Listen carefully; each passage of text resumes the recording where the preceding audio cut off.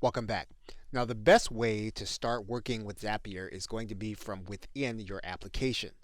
And you're going to start with the Explore tab. When you get to the Explore tab, you're going to notice that you have your Explore dashboard, and you can sort by the popular applications, alphabetical, recently added, the premium ones, and then filter by category.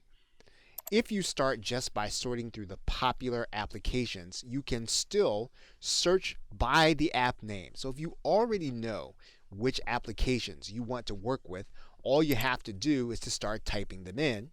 And then once you do that, you'll click on the application.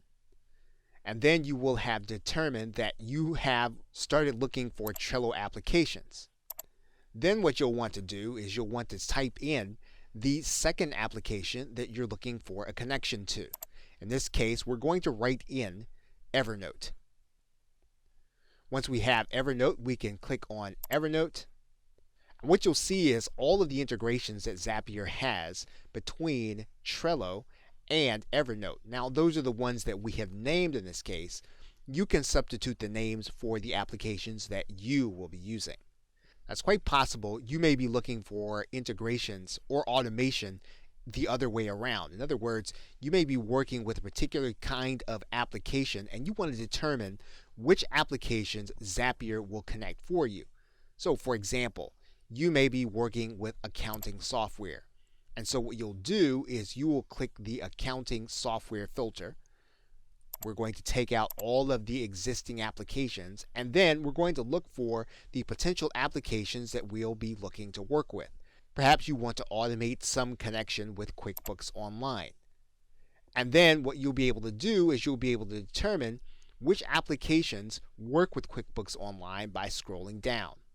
If you want to start looking for specific applications to connect with QuickBooks, you'll go back to the top and you'll start writing them in.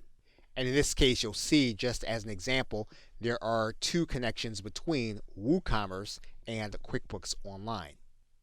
Now, Zapier does try to categorize by the top 100 applications that are used inside of its platform. This may or may not be helpful based on how you want to do your automation. But by simply testing any of the applications together, you'll be able to determine whether there's a connection. For example, here is a potential connection between GoToWebinar and GetResponse.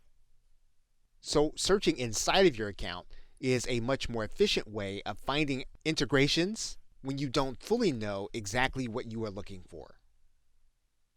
Okay, so with that, thanks, and I will see you in another video.